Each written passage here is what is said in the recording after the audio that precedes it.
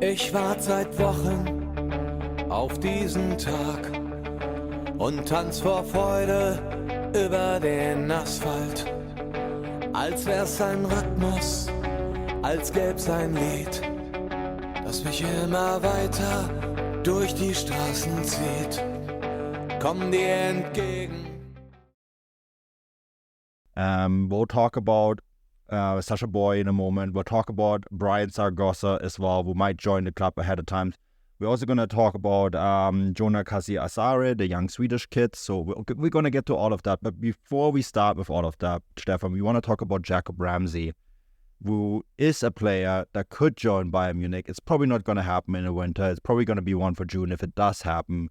It's a very interesting player. I think he also fits the profile of what Christoph Freund wants to do a lot better than some of the other names that we've seen Bayern linked with. And I personally think that includes João Palhinha, who didn't join the club in the summer. Yeah. You wrote a fantastic piece on him for Transfermarkt, so I'm going to give you the floor on Jacob Ramsey and why this is such an intriguing possible move.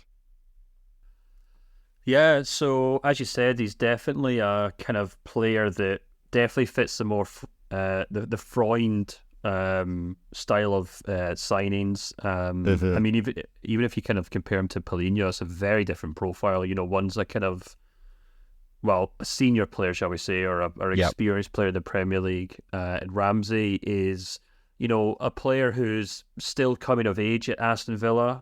He kind of broke into the team over the last kind of couple of seasons. He kind of came through the youth teams at Aston Villa and attracted a lot of attention. In 38 games for the under-18s, he got 16 goals and 4 assists. For the under-21s, he picked up 8 goals and 7 assists. And he's kind of slotted into that kind of Villa team as a player who can play as a number 8. He can play as a number 10. He's had some issues with injury this season, but last season he picked up 6 goals and 7 assists in the Premier League, which is really impressive. And as you said, the Athletic have linked him with a move to Bayern Munich. They're seeing a lot of clubs are interested in signing the kid. There's quite a lot of interest because Aston Villa might potentially have to start selling some players in the summer if they want to kind of abide by not just FFP, but also the Premier League's own kind of financial fair play rules, which, you know, has led to the player being linked to Newcastle, who, even though Eddie Howe actually came out this week and said it's nonsense, basically, because Newcastle have their own FFP issues. And anyone who's kind of been wondering why there hasn't been that many big deals this month, is because a lot of English clubs are contending with how to kind of navigate those limitations. But anyway, Newcastle are a club have been linked. Tottenham have been linked. Arsenal were also linked with him today. But of course, one we're focused on are Bayern Munich. And, you know, he's a young player. He's still kind of coming to age at Villa, but I think he's definitely still a player who would also demand a huge transfer fee. He's got a market value on Transfermarkt of 42 million euros. I don't think it would cost quite as much as Palhinha or the figures quoted for Palhinha, but you're still probably talking about maybe 50 million euros in the summer. But he would be an interesting one to look at. I actually have his figures open in front of me, and what kind of intrigues me about him is that he's very good at dribbling with the ball.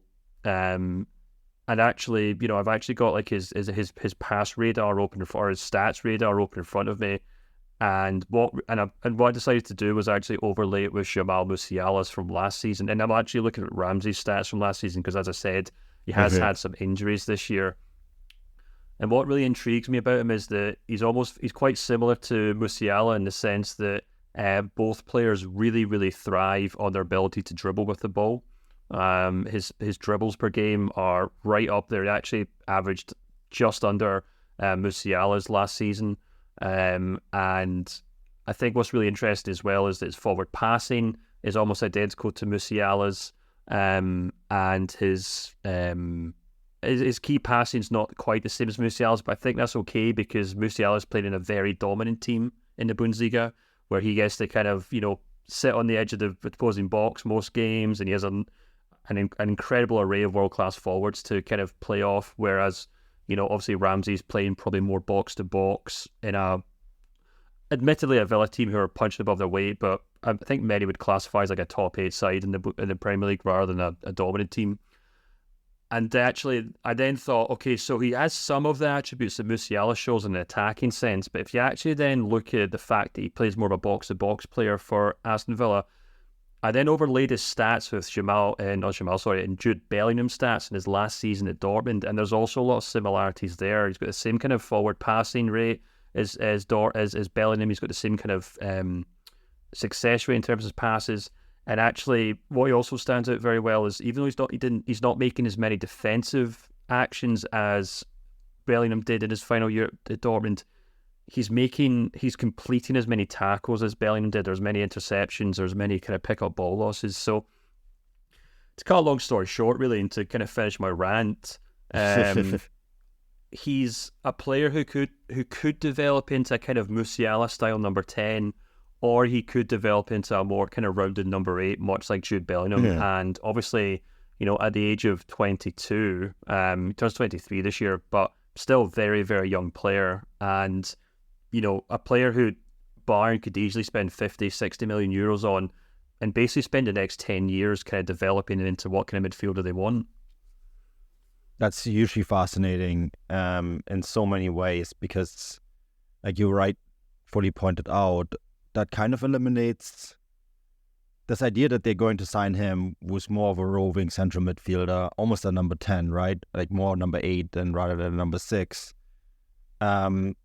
Makes me think that, and the links to any number 6s has been completely eliminated recently, right? And I think a lot of that has to do with the emergence of Alexander Pavlovic. We talked about him on the main show, right? But and the way he's been playing and how excellent he's been playing, how physically he is for his young age, only 19. And I mean, I wrote an article on Pavlovic in December and saying, here's a guy who could save Bayern Munich 70 million euros. And it continuously looks like that being the case, right? Because he is developing so quickly. And I think that is a fascinating development, but it also makes me think about something else, and that's Joshua Kimmich and what his future is going to be with the club. Because we get these rumors now, right? His contract is up in 2025, and there's these murmurs of lack of appreciation. I think a lot of that has to do with Thomas Tuchel and how he has seen him in the summer transfer window, and this insistence of signing a number 6 and insisting that Kimmich isn't one. All of a sudden, Kimmich is being linked with like Barcelona, right? I think that is hugely interesting, and so it makes you almost wonder if Bayern Munich are considering a complete rebuild of the midfield here. I mean, we have to also remember too that Musiala is playing in that role, but Thomas Müller he extended his contract for 1 more year. That will be that, Stefan.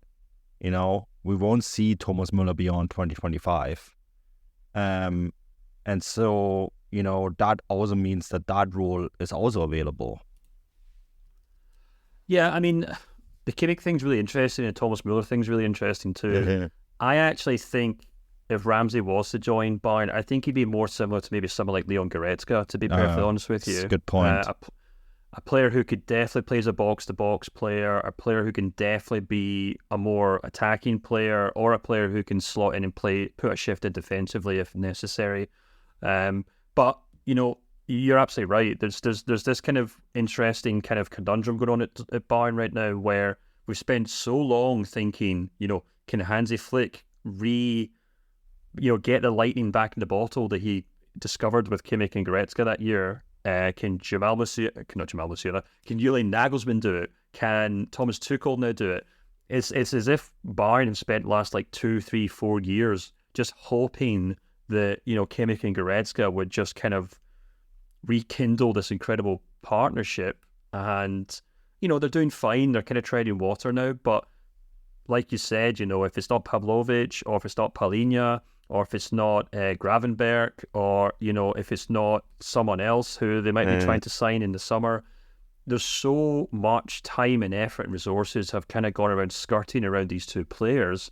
And yeah, you're absolutely right. You know, if someone like PSG was to come in and make a bid for, you know, Kimmich, and, you know, if Goretzka, I mean, I don't think there's any idea of Goretzka moving on, but if Kimmich in particular was to move on, and Tuchel can say, well, we've got Pavlovic there who can settle in and play that role, let's go out and sign another kind of number 8 and move on this midfield, then it might be more appealing in the summer than it maybe was last summer, and it might be more foreseeable to kind of imagine a post-Kimmich Bayern Munich team. But you know, we're trading on rumours and gossip here, obviously, and you know, we never know what could happen in the second half of the season. But yeah, it certainly seems like Bayern are exploring midfield options for the future right now.